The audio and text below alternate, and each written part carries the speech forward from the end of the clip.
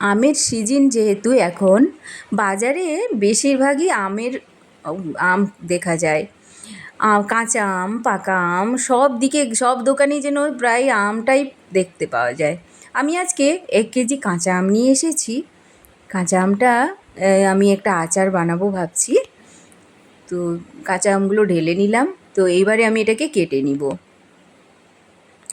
কাঁচা আমের এত রেসিপি আছে, বিভিন্ন ধরনের আচারও বানানো যায়। আমি যে আজকে যে আচারটা এটা কাটতে গিয়ে হচ্ছে না, মানে এত শক্ত, একটু কষ্ট হচ্ছে এটা কাটতে গিয়ে, শুরুতে একটু কষ্ট হচ্ছে এটা কাটতে, মানে শক্ত প্রচুর তো। মাঝখানে যে সাদা অংশটা ওটা বাদ দিয়ে দিতে হবে। আমি এখানে খোসা রেখেছি, আর খোসা ছাড়াও করা যায়। এই আচারটা হবে টক মিষ্টি ঝাল আচারটা।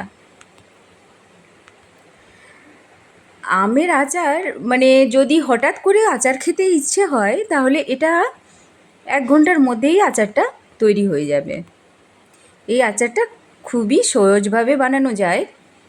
এটা রোদে শুকানোর ঝামেলা নেই। এটা খেতেও খুব বেশ ভালো লাগে। এইভাবে আমি কেটে নিচ্ছি একে একে করে।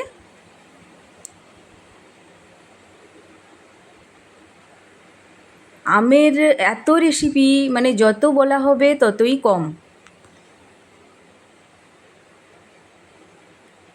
এত আচার বলুন, এখন মানে বিভিন্ন ধরনের রেসিপি আমের বানানো যায়। কাঁচা আমের গন্ধটা এত সুন্দর, সত্যি এই যে কাটছি না, এত সুন্দর গন্ধ আসছে, সত্যি খুব ভালো লাগে কাঁচা আমের গন্ধটা। আবার আমের সিজন চলে গেলে তখন আবার দুঃখ হয়, হয়তো কখনো কাঁচা আম খেতে ইচ্ছা হচ্ছে, পাওয়া যাচ্ছে না, তখন খুব খারাপ লাগে। এখন আম তো ভরপুর আম, এভাবে কেটে নিলাম, অনেকটা হয়ে গেল তাই আর একটা কাটলাম না। এই যে কালো কালো যেগুলো একটু লেগে আছে আমে, ওগুলো একটু কেটে দিচ্ছি। হয়ে গেল কাটা। চলো এবারে আমটাকে ভালো করে ধুয়ে নিচ্ছি। এই আচার থাকলে কি হয়, কখনো মশলা মুড়ি বানানো হলো, তখন একটু আচার দিলে খেতে ভালো লাগে। আচার সবাই ভালোবাসে। আপনারা কে কে খেতে ভালোবাসেন আচার, একটু কমেন্টে অবশ্যই জানাবেন। ধুয়ে নিলাম, দিয়ে জল ঝরিয়ে নিয়েছি। এখানে লবণ দিচ্ছি, যেহেতু টক, মানে একটু টক আছে কাঁচা আম, তাই একটু লবণ একটু বেশি করে লাগবে। আর হলুদ দিচ্ছি, দিয়ে এটাকে ভালো করে মিশিয়ে নিব।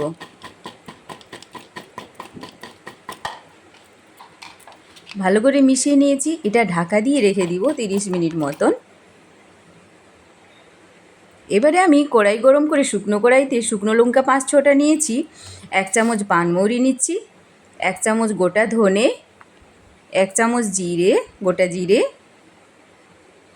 আর 1 চামচ কালো জিরে, 1 চামচ নিব মেথি, দিয়ে এটাকে শুকনো কড়াইতে ভেজে নিব। এর গন্ধটা একটা আলাদা রকম লাগে। আপনারা চাইলে আরও গোটা গরম মশলাও দিতে পারেন। ভাজা হয়ে গেছে, ভেজে নিয়েছি। এবারে এটাকে ঠান্ডা করে এটাকে গুঁড়ো করে নিব। যেহেতু অল্প আছে তাই সেই জন্য আমি শিলে বেটে নিচ্ছি।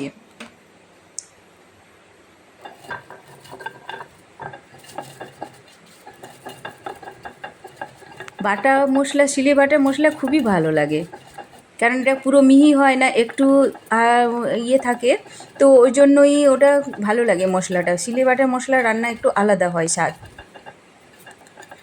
আমি কখনো কখনো অল্প মশলা থাকলে আমি এই শিলনোড়াতে বেটে নিই।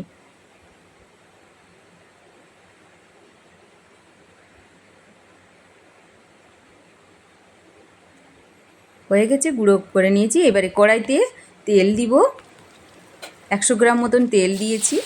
তারপরে আমি ওই আমটা দিয়ে দিব, ওটাকে ভেজে নিব। এটাতে জল দেওয়া হবে না, এটা শুধু এই তেলেই ভাজা হবে। দিয়ে ভালো করে এটা মিশিয়ে নিয়ে ঢাকা দিয়ে দিব। ঢাকা দিতে দিতে দেখতে হবে যতক্ষণ না এটা আমটা সিদ্ধ হচ্ছে, সিম আছে অল্প আঁচে করে এটা দেখতে হবে। আমটা প্রায় সিদ্ধ হয়ে এসেছে।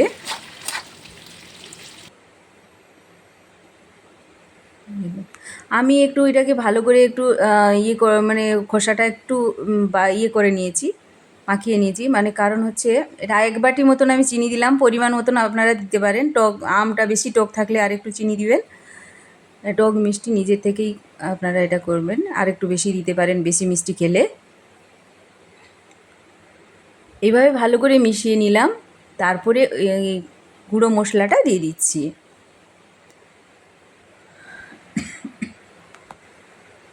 দেখুন কি সুন্দর কালার হয়েছে আচারটা, যেরকম এক্ষুনি খেয়ে নিব এমন লাগছে। খুব সুন্দর হয়েছে। আপনারা এটা ট্রাই করে দেখবেন, অবশ্যই ভালো লাগবে। এত কম সময়ের মধ্যে এত সুন্দর লাগে টেস্ট, এটা খেতে এমনিই খাওয়া যাবে। এবারে নামিয়ে নিচ্ছি। এটা অনেক দিন পর্যন্ত রাখা যায়, খুব সুন্দর লাগে।